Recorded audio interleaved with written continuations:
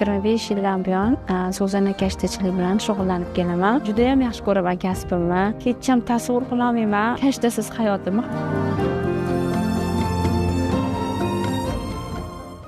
Jamoada boshida shu atrofimizdagi qo'shnilar, ayollar, mahalladagi qizlar chiqish boshlagan. Hozirgi kunga kelib, mana jamoada ishlaydigan ayollar 100 tadan ko'p. Lekin shogirdlarim oladigan bo'lsangiz, 1000 ga yaqin shogirdim bor. Yostiq jildladan boshlaganmiz, keyin sekin so'zanaga o'tganmiz, sumkalar qilish boshlaganman. Etiklar qilganmiz. Hozirgi kunga kelib, nafaqat kiyim, balki uy jihozlarida, mebellarda, ko'p nimalarda ham kashtachilikni bo'yicha buyurtmalar olib kelyapmiz va o'zimiz ishlab chiqaryapmiz.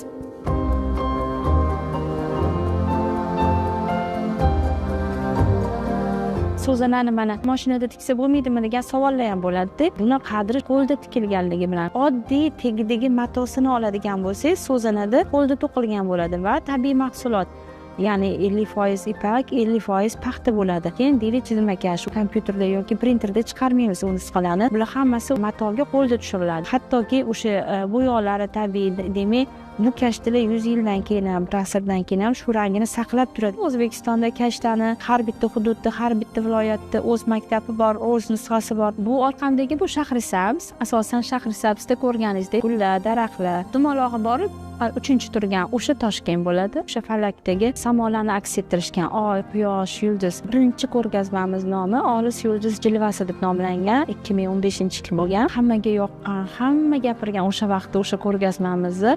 Hattoki Amerikada Santa Fe bo'lardi festival. Men o'sha Santa Fe'ga yillar o'tolmay yurgan edim. Ishonasiz, mana shu Toshkent maktabini tiklaganim haqida yozib to'ldirganimizda, mana shu ko'rgazmalardan rasmni tashlaganimda aynan shu yo'qolib ketgan maktabni tiklaganim uchun qabul qilinganman deb o'sha festivalga. Juda xaridorgir, hattoki kattalari endi ko'p vaqt olgani uchun 5 oy, 6 oy, 7 oy desak ham kutishadi. Hamma katta so'zanalar, misol uchun mana shu palagimiz 6 oy davomida bitgan. Sotiladigan narxlari har xil 4,5 5 ming atrofida. Bitta choponni o'ziga 3 oy vaqt ketadi. 2 mingdan boshlab yuqori narxda sotiladi.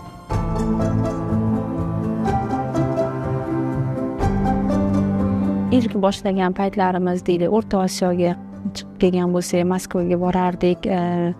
Olmaotaga sotganmiz va sekin chet davlatlarga chiqish boshlaganmiz. Avstraliyada so'zanani tug'ilishi deb nomlangan shaxsiy ko'rgazmamiz bo'lgan. 2023-yil bo'lgan ko'rgazmamiz.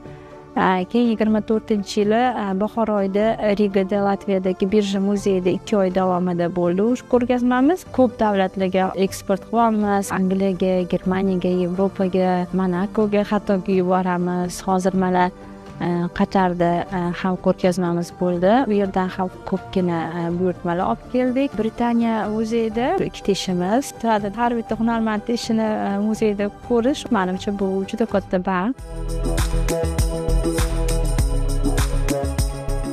Har doim takrorlayman.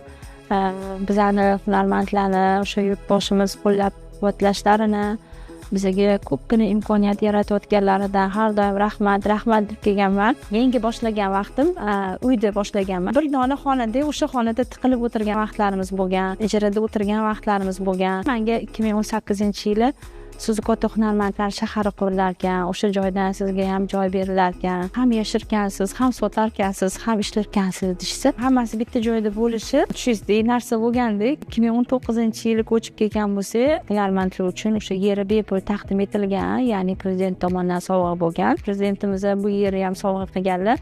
Bu joyda bunaqa katta maktab ochilishi, ya'ni bir joyda jamlangan bunaqa katta maktab va ishxona va shu bilan birgalikda mana bu galereya mo'jizadir. Kelgan xaridor ustaxonaga kirishadi, bo'yashni ko'rishadi, tepada chizmakashlikni ko'rishadi. Ya'ni matoga o'sha kashta qanaqa tushirilishini ko'rishga imkoniyatiga ega bo'lishyapti-da. O'tdan chiqib sotiladigan narsalar bormi deyishadi. Kirib do'kon ham bor. Ular nafaqat kelib aylanishadi, xarid qilishadi, hatto mahorat darslariga yozilishadi. Bu yil avgust oyida taram prezidentimiz tomonidan sizni mukofotlashar ekan deganda bilasizmi? Rosa yig'laganman. Men professor emasman, to'g'rimi? Men akademik emasman. Men oddiygina bitta hunarmand o'zbek ayoliman. Bunaqa mukofotni olish bu juda katta baxt.